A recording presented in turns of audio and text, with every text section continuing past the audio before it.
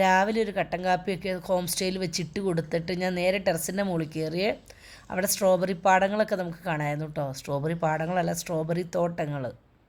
പിന്നെ ഒരു 9 മണിയോടുകൂടി ഞങ്ങൾ വെളിയിൽ പോയി ബ്രേക്ക്ഫാസ്റ്റൊക്കെ കഴിച്ചിട്ട് നേരെ ഞങ്ങൾ ട്രക്കിങ്ങിന് പോവാട്ടോ ചെയ്തത്. നേരെ പോയത് വ്യൂ പോയിൻറ്റിലേക്കാട്ടോ. അവിടെ നമ്മൾ ഊട്ടിപ്പൂ പോലെയുള്ള ഊട്ടിപ്പൂ തന്നെയാണെന്ന് തോന്നുന്നു. അത് കൂട്ട് കുറേ ചെടിയിൽ അത് കൂട്ട് പൂ ഉണ്ടായി നിൽക്കണുണ്ട്. അത് നമ്മൾ കുറേ പറിച്ചു. ഈ പൂ കുറേ നാൾ കഴിഞ്ഞാലും വാടത്തില്ല കേട്ടോ. ആ ധൈര്യത്തിലാട്ടോ നമ്മൾ പറിച്ചത്. നായാട്ട് സിനിമ പിടിച്ച ലൊക്കേഷനൊക്കെ ആട്ടോ അതേ കാണുന്നത്. പിന്നെ നമ്മൾ നേരെ പോയത് ഒരു വെള്ളച്ചാട്ടം, പിന്നെ അതിൻ്റെ അടുത്തൊരു കേവ് ഉണ്ട് കേട്ടോ. ചെലന്തി കേവ് എന്നാണ് അറിയപ്പെടുന്നത്.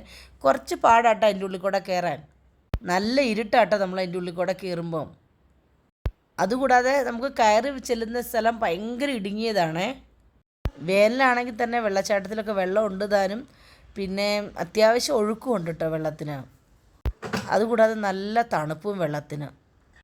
പിന്നെ നമ്മൾ അവിടെ നിന്ന് തിരിച്ച് വരുന്ന വഴിക്ക് ഇത് കണ്ടോ, വെള്ള പാഷൻ ഫ്രൂട്ട് കേട്ടോ. നല്ല മധുരമാണ്, നമ്മുടെ നാട്ടിലെ കൂട്ടല്ല കേട്ടോ. നമ്മുടെ നാട്ടിലോട്ട് നമ്മളിത് കണ്ടിട്ടുമില്ല കേട്ടോ, ഈ വെള്ള രീതിയിലുള്ള പാഷൻ ഫ്രൂട്ട്. പിന്നെ നമ്മൾ പോയത് സ്ട്രോബെറി തോട്ടം കാണാനാണേ. തോട്ടത്തിൻ്റെ ഉള്ളിൽ കയറി നമുക്ക് പറിക്കാനൊന്നും പറ്റത്തില്ല കേട്ടോ. നമുക്ക് വേറെ ആ സൈഡിൽ തന്നെ അവർ വിലയ്ക്ക് വെച്ചിട്ടുണ്ട്. നമുക്കത് വാങ്ങും. 1 കിലോ സ്ട്രോബെറി 600 രൂപ കേട്ടോ. 2 ടൈപ്പുണ്ട്, ഹൈബ്രിഡും നോർമലും. ചില സ്ട്രോബെറിക്ക് നല്ല മധുരവും ചിലതിന് ഭയങ്കര പുളിയാണേ.